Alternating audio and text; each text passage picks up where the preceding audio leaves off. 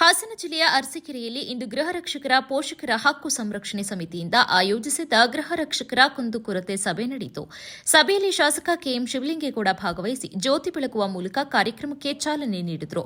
ಬಳಿಕ ಮಾತನಾಡಿದ ಅವರು, ಈ ಕುಂದುಕೊರತೆ ಸಭೆ ಅರ್ಥಪೂರ್ಣವಾಗಿದೆ ಎಂದು ಹೇಳಿದರು. ಸರ್ಕಾರ ಗೃಹ ರಕ್ಷಕರನ್ನ ತಾತ್ಕಾಲಿಕವಾಗಿ ಉಪಯೋಗಿಸಿಕೊಂಡು ನಂತರ ನಿರಂತರ ಕೆಲಸ ನೀಡದೇ ಇರುವುದು ಸರಿಯಲ್ಲ. ವರ್ಷದಲ್ಲಿ ಕೆಲಸ ಇದ್ದಾಗ ಮಾತ್ರ ಕರೆಸಿಕೊಂಡು ಆ ದಿನಗಳಿಗೆ ಮಾತ್ರ ಸಂಬಳ ನೀಡುತ್ತಾ ಇರುವುದು ತಪ್ಪು ಕ್ರಮ ಎಂದು ಅವರು ಅಭಿಪ್ರಾಯಪಟ್ಟರು. ಗೃಹ ರಕ್ಷಕರಿಗೆ ತಿಂಗಳ ನಿಗದಿತ ಸಂಬಳ ವ್ಯವಸ್ಥೆ ಮಾಡಬೇಕು, ಹೆಚ್ಚುವರಿ ಕೆಲಸಕ್ಕೆ ವಿಶೇಷ ಭತ್ಯೆ ನೀಡಬೇಕು ಎಂದು ಒತ್ತಾಯಿಸಿದರು. ಈಗಿನ ಭದ್ರತಾ ವ್ಯವಸ್ಥೆಯಲ್ಲಿ ಪೊಲೀಸರಷ್ಟೇ ಗೃಹ ರಕ್ಷಕರು ಕೂಡ ಕರ್ತವ್ಯ ನಿರ್ವಹಿಸುತ್ತಿದ್ದಾರೆ. ಅವರಿಗೆ ಕಚೇರಿ ಸೌಲಭ್ಯಗಳು ಹಾಗೂ ಕೆಲವು ಅಧಿಕಾರಿಗಳನ್ನು ನೀಡುವ ಅಗತ್ಯವಿದೆ ಎಂದು ಹೇಳಿದರು. ಒಬ್ಬ ಪೊಲೀಸ್ ಅಧಿಕಾರಿಗೆ ನೀಡುವ ಸಂಬಳದಲ್ಲಿ 4 ಗೃಹ ರಕ್ಷಕರನ್ನು ನೇಮಿಸಬಹುದು.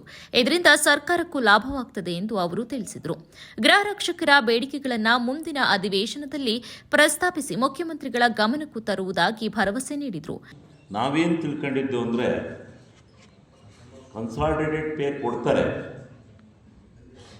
ನೀವು ಕೆಲಸದಾಗ ಮಾತ್ರ ಡ್ಯೂಟಿಗೆ ಹೋಗ್ತೀರಿ, ಬಾಕಿ ಅಂತೆ ಮನೆ ಕೆಲಸ ಮಾಡ್ತಿರ್ತೀರಿ, ಅದಕ್ಕೋಸ್ಕರ ನಿಮಗೆ ಕಡಿಮೆ ಸಂಬಳ ಕೊಡ್ತಾರೆ ಅಂತ ತಿಳ್ಕೊಂಡಿದ್ದು.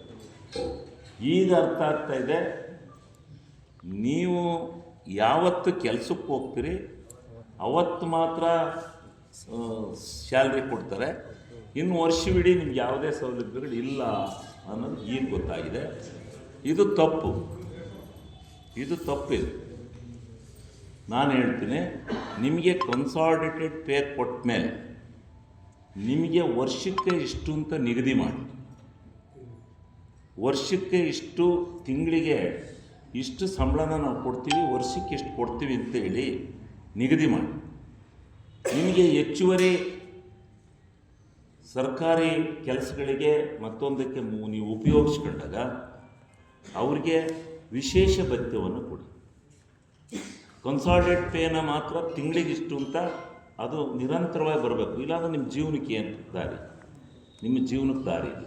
ಆಮೇಲೆ ಇವತ್ತಿನ ಈ ಭದ್ರತೆ ವ್ಯವಸ್ಥೆಯಲ್ಲಿ ಪೊಲೀಸ್ನವ್ರು ಎಷ್ಟು ಕೆಲಸ ಮಾಡ್ತಾರೋ ಹೋಮ್ ಗಾರ್ಡು ಅಷ್ಟೇ ಕೆಲಸ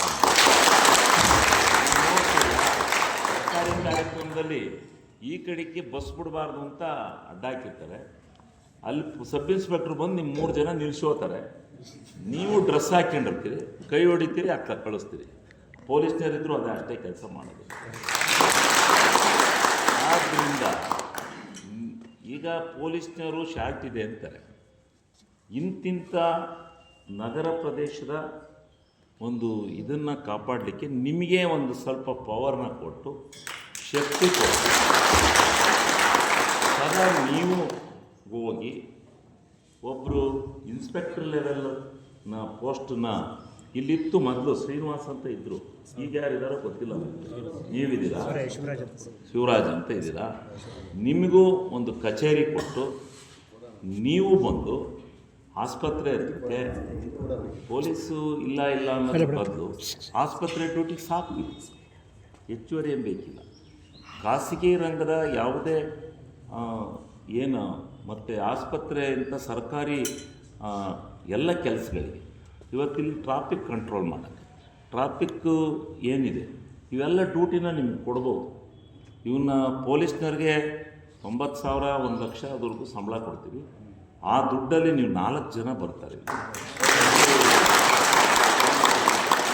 ಎಲ್ಲ ಬಹುಶಃ ಸರ್ಕಾರಕ್ಕೆ ಗೊತ್ತಿದೆಯೋ ಇಲ್ಲೋ ಗೊತ್ತಿಲ್ಲ.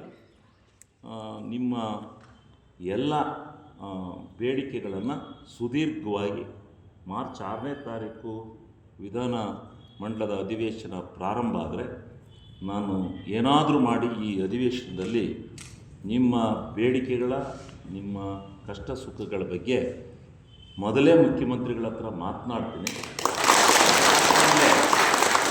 ಅಲ್ಲಿ ವಿಧಾನಸಭೆಯಲ್ಲಿ ಈ ಸಮಸ್ಯೆನ ನಾನು ಎತ್ತಿ ಆಂಧ್ರದಲ್ಲಿ, ತೆಲಂಗಾಣದಲ್ಲಿ, ಯಾವ್ಯಾವ ರಾಜ್ಯದಲ್ಲಿ ಏನು ಮಾಡಿದ್ದಾರೆ, ಇವರಿಗೆ ಕೊಡ್ತಕ್ಕಂಥ ಸಂಬಳ ಸರ್ಕಾರಕ್ಕೆ ಹೊರೆ ಆಗಲ್ಲ. ಒಬ್ಬ ಪೊಲೀಸ್ನವರ ಕೊಡೋವಂಥ ಸಂಬಳದಲ್ಲಿ 4 ಜನ ಹೋಮ್ ಗಾರ್ಡ್ಸ್ ಬಂದು ಕೆಲಸ ಮಾಡ್ತಾರೆ. ಅವರಿಗೆ ಒಂದು ಕನ್ಸಾಲಿಡೇಟ್ ಪೇನ ಉತ್ತಮವಾದಂಥ ರೀತಿಯಲ್ಲಿ ಮಾಡಿ ಅವರಿಗೆ ನಿವೃತ್ತಿಯಾಗಿ ಹೋಗ್ತಕ್ಕಂಥ ಸಂದರ್ಭದಲ್ಲಿ ಕೊಡ್ತಾ ಇರ್ತಕ್ಕಂಥ ಒಂದು ಅಮೌಂಟ್ ಏನಿದೆ ಅದು ಸಾಲಲ್ಲ. ಅದನ್ನು ಜಾಸ್ತಿ ಮಾಡಿ ಈ ಎಲ್ಲ ಬೇಡಿಕೆನ ನಾನು ಮಾಡ್ತೀನಿ. ಅವರು ಸ್ವಲ್ಪ ನಿಮ್ಮಂಥ ವರ್ಗದ ಮೇಲೆ, ನಿಮ್ಮಂಥ ಬಡ ಜನತೆಯ ಮೇಲೆ ವಿಶ್ವಾಸ ಇಟ್ಟಿದ್ದಾರೆ. ಅದಕ್ಕೋಸ್ಕರನೇ ಇವತ್ತು ಭಾಳ ಜನ ಭಾಳ ಶ್ರೀಮಂತರು ಪರವಾಗಿ ಮಾತನಾಡ್ತಾರೆ. ಇವಾಗ ಗ್ಯಾರಂಟಿ ಯೋಜನೆ ತಪ್ಪು ಅಂತ ಸಂಘವಾದ ಮಾಡ್ತಾರಲ್ಲ, ಯಾಕೆಂದರೆ ಅವ್ರಿಗೆ ಸಿಕ್ಕಿಲ್ಲ ಅಂತ. ಗ್ಯಾರಂಟಿ ಯೋಜನೆಯಲ್ಲಿ ನಿಮಗೆ ಬರ್ತಾ ಇದೆಯಲ್ಲ, ಈ ನೀವು ಸಂಬಳ ಇಲ್ಲಿ ತೊಗೊಂಡ್ರೂ ನಿಮಗೆ ಗ್ಯಾರಂಟಿ ಯೋಜನೆ ಸವಲತ್ತುಗಳು ಸಿಗ್ತಾ ಇದೆಯಾ? ನಿಮ್ಮ ಮನೆಗೆ ಅಕ್ಕಿ ಸಿಗ್ತಾ ಇದೆಯಾ? ಸಿಗ್ತಾ ಇದೆ. ಅದೆಲ್ಲ ಕೊಡ್ತಾ ಇದ್ದಾರಲ್ವ? ಏಕೆಂದರೆ ನಿಮಗೆ ಸಂಬಳ ಕೊಡ್ತೀವಿ ಅಂತೇಳಿ ಅಲ್ಲಿ ಕೊಟ್ಟು ಮಾಡಿ, ಇಲ್ಲ ಗುರುಗಳೇ, ಅದೆಲ್ಲ ತಗೊಳ್ಳಿ. ಸಿಗ್ತಾ ಇದೆ. ಇವತ್ತು ಇವ್ರು ಭಾರಿ ಮಾತಾಡ್ತಾರೆ. ದೇಶನ ಅಭಿವೃದ್ಧಿ ಪಡಿಸೋದಕ್ಕೆ ಈ ಹಣ ಅಷ್ಟಲ್ಲ, ಇಷ್ಟು ಇದು ಏನು ಆಗಲ್ಲ. ಈ ಸಂದರ್ಭದಲ್ಲಿ ಪಾವಗಡದ ಗೃಹ ರಕ್ಷಾ ಸಮಿತಿಯ ಶ್ರೀರಾಮ್, ಅರಸೀಕೆರೆ ನಗರಸಭೆಯ ನಿಕಟಪೂರ್ವ ಅಧ್ಯಕ್ಷ ಎಂ ಸಮೀವುಲ್ಲಾ ಹಾಗೂ ಗೃಹ ರಕ್ಷಾ ಸಮಿತಿಯ ಸದಸ್ಯರು ಉಪಸ್ಥಿತರಿದ್ದರು.